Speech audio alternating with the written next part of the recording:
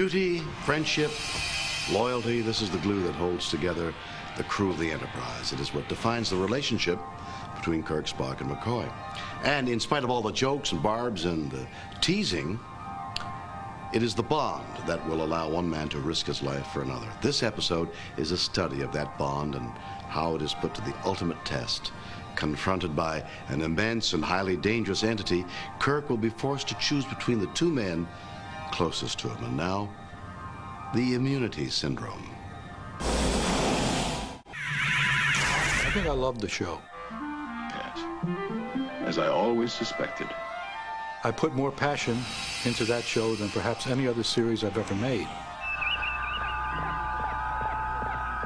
With the first pilot, I was the assistant director, having previously turned Gene Roddenberry's offer down to be the associate producer on that first pilot. But I felt I wasn't ready in the area of post-production.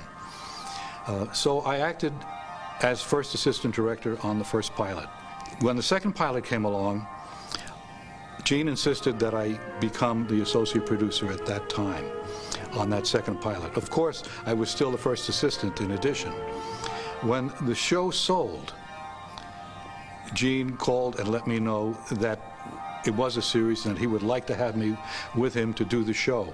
And I was overjoyed because I was perhaps 3 months away from quitting the business. I don't know how much longer I'm going to be able to stand this. Actually, my duties were that of a producer.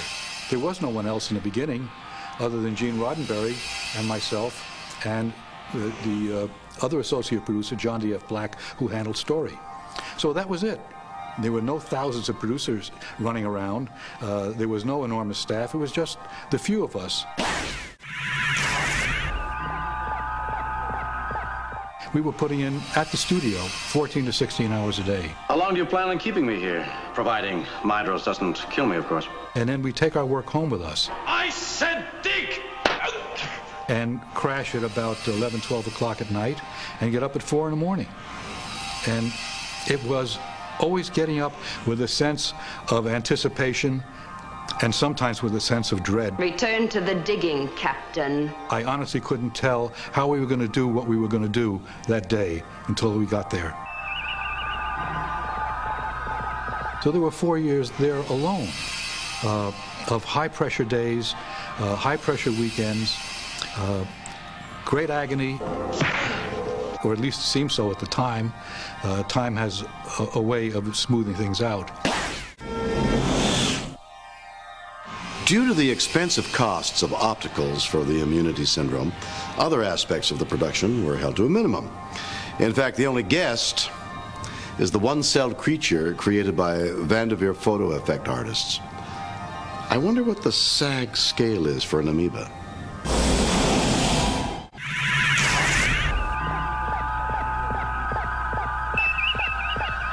TV Guide did a survey. Many thousands of people voted, and my script was not my script, the way it was shown. That segment was called not only the #1 best all-time episode of Star Trek, but in their list of the 100 greatest moments in television, that was one of them. In fact, to show you how stupid TV Guide is, it beat out the assassination of Lee Harvey Oswald by Jack Ruby. It shows you where TV Guide's head is.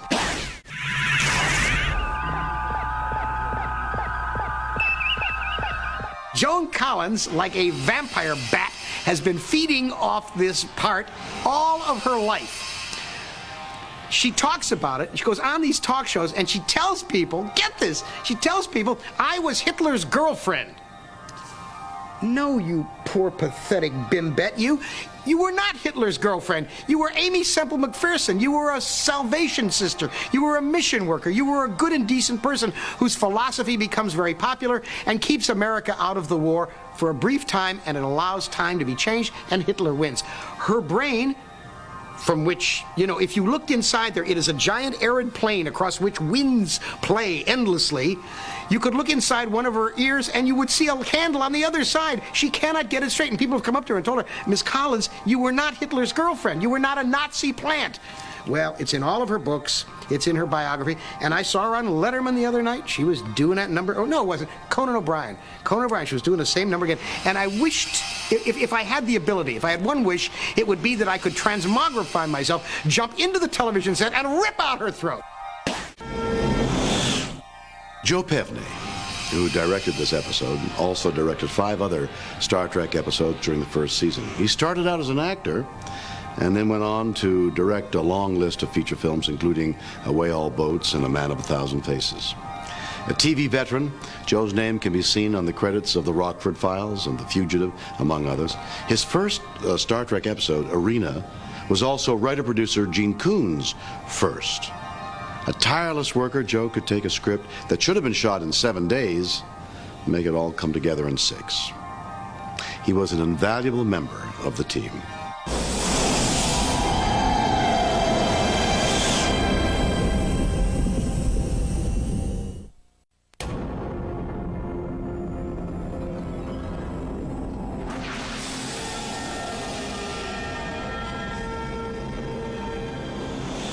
Planet Earth is roughly 8,000 miles in diameter. It lies approximately 93 million miles from the Sun, which resides in a solar system that has been measured at about 3 trillion miles across. That solar system is one of approximately 400 billion star systems that reside in the Milky Way galaxy, which itself stretches about 165,000 light years, or 969,000 trillion miles from side to side. And that seemingly giant galaxy is only one out of an estimated 100 billion galaxies in the known universe.